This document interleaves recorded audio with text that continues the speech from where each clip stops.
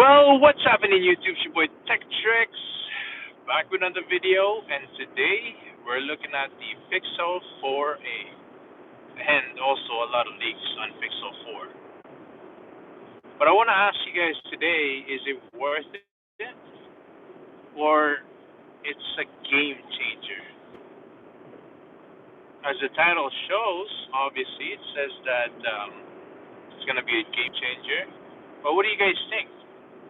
Comment below what you guys think, and hit the like button as well if you thought this video was not useful at all. So here we go. Let's talk about Pixel 4a.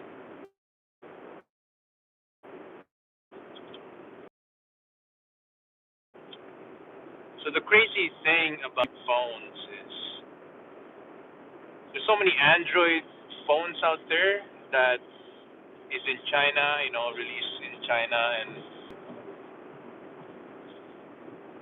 it's crazy how they're able to make a phone under $300. And I find that phones gets very expensive now, as you know, and with the iPhone 10 came out 3 years back, Apple put the standards of prices on the phone over $1,000, and as we have recently noticed, all the phones now have been going to that direction. And then Google has leaked today. I've seen this recently in Unbox Therapy. If you don't know Unbox Therapy, you probably have not been watching a lot of tech YouTubers. But Unbox Therapy, Lou, shout out to these guys, just amazing. But go ahead and check them out if you haven't seen them. But I was just watching him today, and I just learned that Pixel 4a is coming out in a price tag of $349. That's USD, US price, of course. We live here in Canada, so that would be a gazillion dollars for us. But in the US, you'll get it for $349, and that's crazy for a phone, for a company that's really big, Google, Alphabet. That's a really big company. And it's crazy how they can come out with phones like this.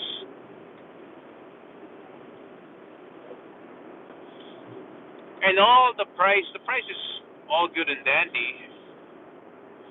But is it worth it to have that price tag?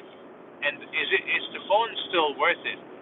Because you can have a price tag of $200 or $350, but if the phone is not very good, then it's not worth it. Price is not everything. So there are three things in my liking that there's three things that phones need to have for me to think that it's worth it. And this is just my opinion. You can comment below if you think otherwise.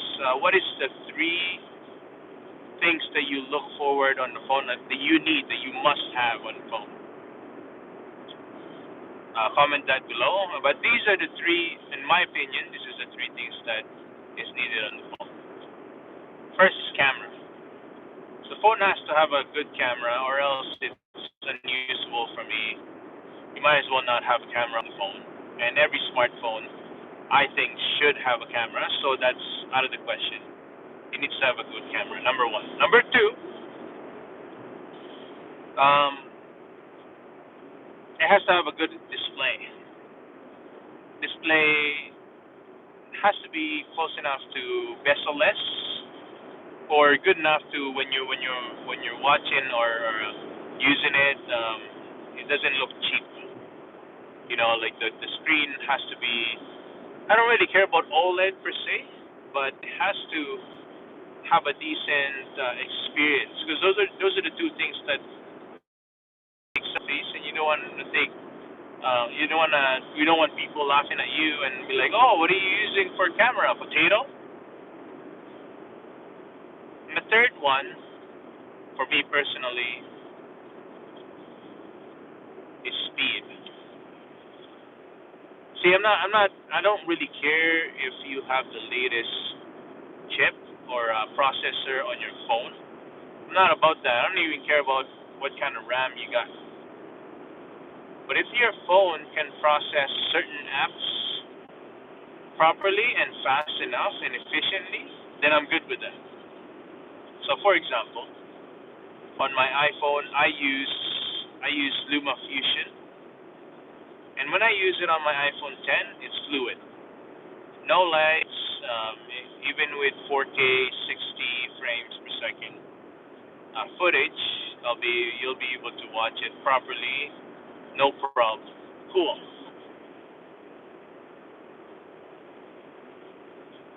And apparently, with the new iPhone SE, uh, it has a processing power of about. It's probably better processor than my phone because it's A13, I believe. Correct me if I'm wrong. Comment that below if I am wrong. What's the processor for iPhone SE? But anyway, it's a very capable device, and iPhone SE is only $400 US. That's crazy for a phone with a beautiful camera, nice display. It's not as bezel-less as the Elite Pixel 4a, but it has the three main things that you'll need for a phone: camera, display, and processing power. So the Pixel 4a, they focus more on the screen and the camera. So as you already know, the Pixel phones have the best, one of the best, I'd say, or in my opinion, even the best camera out there. Okay, so that's good. That's reliable. Pixels have best cameras. Cool. Second is display. Oh, have you seen the leaked display for Pixel 4a? If you want to see it, by the way, you'll be able to see that on Unbox Therapy. So go ahead and check him out if you haven't so. But the Pixel 4a has the best bezel-less design that you can see out there, and it's cheap. Can you imagine having a device like that and you're only paying $350? All it has is no notch, no nothing. And it's a little hole for the camera, for the front facing camera, and that's it. That's pretty good. I think that's amazing for a device at $349. Mind you, to unlock it, it doesn't have Face ID or Face Unlock or anything like that. You need to use the back of your phone, and I think there's a fingerprint sensor in the back of the phone that's back again on the Pixels. But that's fine with me. As soon as if you hold your phone, you'll be able to just go up there and unlock it. So that's perfect. It doesn't bother me at all. That's fine. For the sake of having no bezels in the front, that's amazing. I love that. But the third thing is this: iPhones. This is why they're more superior on processors. iPhones have a processing power for all of their phones that are recent right now. Where the camera, you take camera and it's live. So if you want to change the color, if you want to change the white balance, you could change the exposure of your display. You'll be able to do it live on your phone on the display. You'd have to take the photo. You'd be able to see that. You won't be this lower end processing like Snapdragon with a nice display as we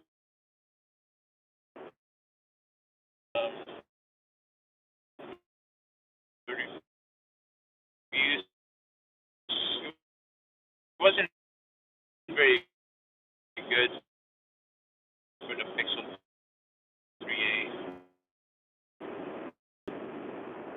like this as well. Like this video as well. You want me to grab one myself and review it on this channel. Anyways, yeah, I'll have to wait and and see if it's even worth it. Because I don't want to buy a phone that's not very powerful. Because I like to use my phone for a lot of things. Logging, for example, right now I'm just using the front-facing camera of my iPhone 10. I like to use my phone for editing. I like to use my phone for looking at music, listening to music, making music, and I pretty much use my phone for a main device as a computer. There's still times where I even use this to edit photos for my Instagram. I use it for Lightroom. There's so many things. I use the back camera for taking beautiful photos. There's a lot of things I use my phone for, and if the phone can't handle, uh, processing all that all at the same time, then it's not worth it. And the phones nowadays, I think are really good, anyways, and it should last you about 3 years. Like I've had my iPhone 10 since it came out, and I've been using it consistently, no lags on it still. It's still good. And I bought this at the time it was $1,600 Canadian, 256 gigs, the highest it can go. And at the time it was pretty expensive, but imagine I've been using it for 3 years constantly for all these things, editing, taking photos, editing photos, all that jazz I mentioned earlier. I think it's well worth it. But if I can do the same things on a device that is $350, even better. That's amazing. But we'll have to wait and see. And I'm just really excited that I saw what the Pixel 4 looks like, and that's amazing. And I find like Google, I don't know if this is a conspiracy or anything like that, but Google tends to just leak it themselves, so make it, taken and get people excited on the next device. And there's a lot of Pixel fanboys out there, and I don't have anything against Pixel phones, and they're actually really good phones. So if you're a Pixel nugget, uh, go hit the like button. And yeah, that's it. Thanks for watching, guys. I hope you guys were able to uh, enjoy my opinion on the Pixel 4, and hopefully it's really good, especially for that price tag. Comment below if you are gonna buy one. What do you think of that device, Google Pixel? If you are a Pixel fanboy, hit the like button, and I hope to see you next time. Stay safe out there. Peace.